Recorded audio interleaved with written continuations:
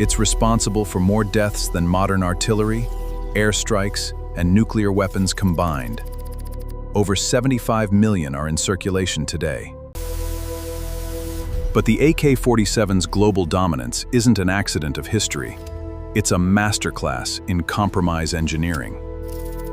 Inside most modern rifles, tight manufacturing tolerances mean extreme mechanical precision and extreme vulnerability. Dust, sand, or mud will instantly lock up a tight action, turning an advanced weapon into a useless stick. But this design's global dominance isn't an accident of history. It's a masterclass in compromise engineering. Because the internal parts fit together loosely, grit, mud, and dirt are simply blown out of the receiver rather than jamming it.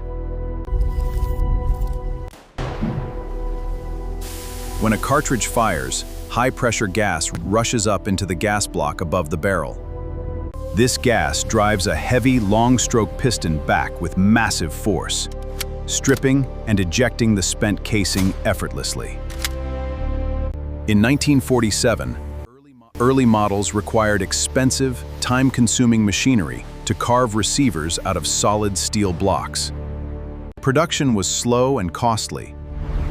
But in 1959, engineers perfected a revolutionary stamped metal manufacturing process.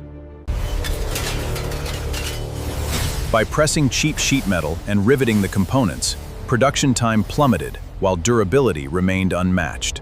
A deadly, reliable rifle could now be produced in hours by unskilled labor for a fraction of the cost.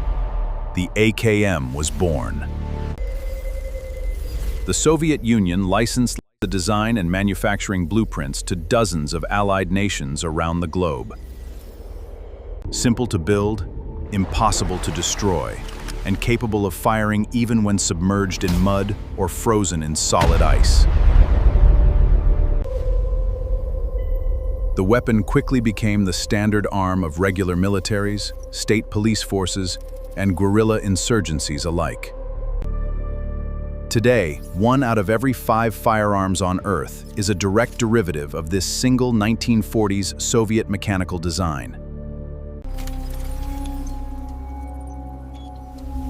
That's the hidden story behind the world you see. See you tomorrow.